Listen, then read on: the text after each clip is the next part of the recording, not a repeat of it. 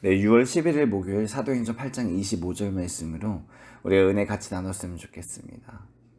네, 전에 사역했던 교회에서 한 남자 청년이 있었습니다. 이 청년이 원래는 그 군수 업체 관련된 어떤 그런 학과를 들어갔거든요. 거기 공부를 하다 보니까 자기가 진짜 하고 싶은 게 뭔가에 대해서 계속 고민하게 됐대요. 그리고 내가 정말로 해보고 싶고 도전해보고 싶고 배워보고 싶은 건 노래다. 그래가지고 과감하게 휴학을 합니다. 주위에서 모두 만류했어요. 지금 너가 다니는 그 학교, 학과 졸업하면은 안정적으로 직장생활 할 수 있는데 왜 지금 갑자기 그 노래를 배우겠다고. 노래 웬만큼 잘하는 사람도 이거 전공해가지고 잘 되려는 그게 그렇게 너무나 좁은 문인데 지금 시작해서 어떻게 하겠다는 거냐 하면서 다 말렸는데 과감하게 휴학을 하고 알고 보니까 그 학교를 자퇴했더라고요. 그러니까 배수의 진을 친 겁니다. 배수의 진을 치고 나의 인생의 모든 걸 이 노래에 바치겠다 싶어가지고 막 알바를 구합니다. 알바를 막 한주탕 아침 저녁으로 뛰고 부모님이 집에서 지원을 안 해주니까 막 노래 학원을 당시에 그 대전에 살았는데 막 서울 막 강남의 그 유명한 학원까지 막 왔다 갔다 합니다. 철저하게 독립적인 생활을 하는데 이 친구가 그 노래에 대해서 크게 막 재능이 있는 친구는 아니었습니다. 그럼에도 불구하고 그 노래를 하고 싶어하는 그 열정이 있으니까 어떻게 해서든 이 노래를 하겠다는 그 열정으로 막 밀고 나갔죠. 근데 나중에 시간이 지나고 보니까 이 친구가 체력적으로 너무 힘든 거예요. 어쨌든 간에 이 알바 스케줄을 감당하면서 서울까지 그 노래 배우러 가서 다니고 또 노래 연습을 해야 되고 이게 체력적으로 너무 받쳐주지 않는 겁니다. 그러니까 나중에 어떤 현상이 나타나냐면 노래학원을 그만둡니다. 노래학원을 그만두고 지금까지 배웠던 거 내가 소화를 먼저 한 다음에 그 다음에 나머지 그 노래를 배워야겠다 싶어가지고 그냥 알바를 합니다. 알바를 하고 저녁에 되면은 뭐 저희 공원이나 이런 데 가가지고 자기 혼자서 막 그렇게 연습을 합니다.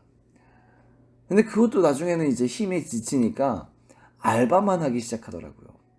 이 알바가 너무 힘들다는 겁니다.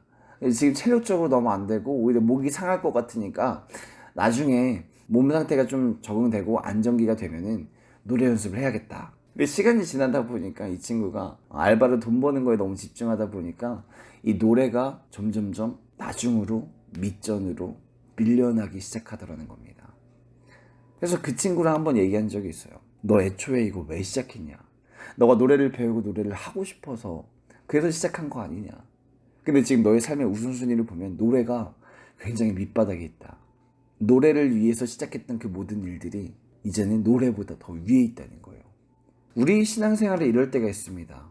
처음에는 분명 하나님 뜻대로 살고 싶어서 하나님 보시기에 정말 좋은 것들을 하고 싶어서 시작한 일들인데 어느 순간부터는 당장 눈앞에 해야 할 일들이 있으니까 급한 일들이 있으니까 여러 가지 상황과 환경과 분위기에 치이다 보니까 정작 순간순간마다 해야 될 그 일들을 놓칠 때가 있다는 겁니다. 이게 모든 신앙인이 겪는 딜레마예요. 그러니까 신학교 신학생이요. 시험 기간이 되면 예배를 안 간다니까요.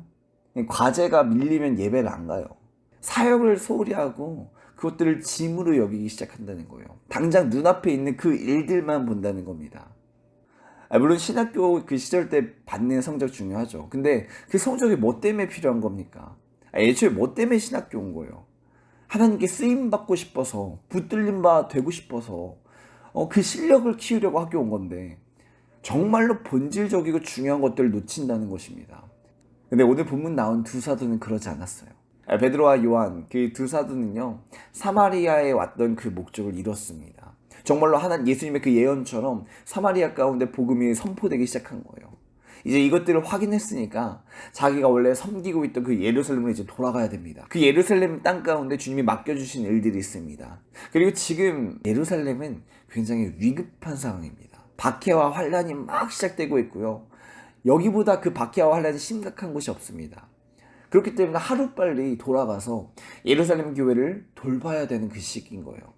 발걸음이 빨라져야죠. 어떻게 해서든 예루살렘 그것으로 돌아가야죠, 빨리. 근데 25절 본문을 보면요. 사도들이 예루살렘으로 돌아가는 그 길을 빨리 가지 않습니다. 예루살렘이라는 목적지를 가기 위해서 앞만 보고 달려가지 않습니다. 그들이 어떤 것들을 하냐면요. 예루살렘으로 가는 그 여정 가운데 사마리아의 여러 마을에서 복음을 전했습니다. 버려진 땅이라고 생각했던 그 사마리아 여러 마을 가운데 주님의 그 복된 소식을 전하기 시작한 거예요. 그들이 걸어가는 한 걸음 한 걸음 그 모든 여정 가운데 주님이 기뻐하실 일들을 하기 시작했다는 겁니다. 근데 이 행동이요, 예루살렘에 도착하겠다는 그 목적을 이루기 위해서는 굉장히 더디고 비효율적인 어떤 동선입니다. 근데 성경은 그들이 걸어가는 그 한순간 한순간을 놓치지 않습니다. 그 한순간 한순간마다 주님의 기쁜 소식을 전합니다. 성경은 그 과정을 구체적으로 기록하지 않았지만은 그 여러 마을을 돌아다닐 때 얼마나 많은 일들이 있겠습니까? 어떤 데서는 방금 빌립이 그 복음을 전했던 그 마을처럼 어마어마한 역사가 있었겠죠. 또 어떤 곳에서는 예상치 못한 박해와 핍박이 있을 수 있습니다. 중요한 사실은 그 사도들이 한 마을 한 마을 그 결과에 연연하지 않고 복음을 전했다는 것입니다. 그들이 걸어가는 한 걸음 한 걸음 그 한순간 한순간 하나님께 붙들림 바 되었다는 것입니다. 사역의 어떤 현실적인 것들을 보지 않습니다. 효율성을 찾지 않아요. 어떻게 하면 빠르게 갈까? 어떻게 하면 편하게 갈까? 조급해하지 않습니다. 이들의 관심은 내가 어떻게 하면 결과를 빨리 성취할 수 있을까? 여기에 있는 것이 아니라 어떻게 하면 내가 한 걸음 한 걸음 걸어가는 동안 주님이 주신 사명을 감당할 수 있을까? 여기에 있다는 것입니다. 이것이 사명을 감당하는 자의 발걸음입니다. 하나님이 여러분에게 주신 그 예루살렘은 무엇입니까? 그 사명은 무엇인가요? 부르신 곳이 어디입니까? 여러분에게 주신 그 비전이 있고 사명이 있습니다. 소원이 있습니다. 그걸 위해서 여러분들이 지금 학교도 다니고 사역도 하고 노력하고 있습니다. 근데요, 하나님께서는요, 그 주신 비전과 사명을 얼마나 단시간에 빨리 효율적으로 이루어냈는가를 보는 것이 아니라 한 걸음 한 걸음을 어떻게 걸어갔느냐를 보십니다. 사도들이 예루살렘으로 가는 그 여정 가운데 그들의 시선은요, 예루살렘에 어떻게 하면 빨리 갈까 여기 있는 것이 아니라 내 눈앞에 있는 사마리아의 그 죽어가는 영혼들에게 있습니다. 그 여러 마을 가운데 주님의 마음을 품고 복음을 전하는 데 있었습니다. 이를 조급하게 생각하지 않았고 효율적인 동선을 짜지도 않았습니다. 그냥 한 걸음 한 걸음 걸어갈 때마다 복음을 전한 거예요. 주님의 뜻을 이뤄내기 시작한 겁니다. 그리고 그 발걸음들을 통하여서 하나님의 역사가 나타나기 시작합니다.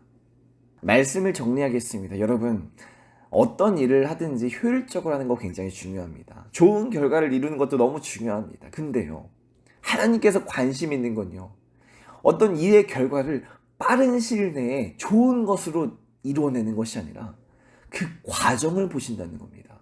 내가 길을 가는 순간순간 한 걸음 한 걸음을 어떻게 걷고 있는가, 목표를 이루는 데 관심을 두시는 것이 아니라 정말로 그 순간순간 과정, 작은 선택들 가운데 주님이 관심 있게 보신다는 겁니다. 그 작은 순간의 순종들을 통하여서 하나님의 일하심이 나타나는 거예요. 내가 결과를 이루는 것이 아니라 그 순간순간의 조그마한 순종들로 인하여서 주님의 일하심이 나타난다는 겁니다.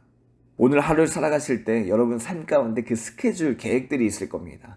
해야 할 일들의 리스트가 있을 거예요. 근데 여러분들의 관심은요, 어떻게 하면 내가 이것들을 빨리 효율적으로 할 것인가, 좋은 결과를 낼 수 있을 것인가, 여기에 관심을 두시는 것이 아니라 한 걸음 한 걸음 그 과정마다 주님이 기뻐하시는 일을 하시기 바랍니다. 커다란 순종이 아니라 순간순간마다 주어지는 작은 순종을 하시기 바랍니다. 그때 여러분의 한 걸음 한 걸음의 그 순종을 통하여서 주님이 일하기 시작하십니다. 그리고 그것이 진짜 증인의 삶입니다. 그렇게 오늘 하루도 한 걸음 한 걸음 순종하며 승리하는 예수님께 붙들림 바 되는 그런 귀한 삶이 되기를 예수님의 이름으로 축복합니다.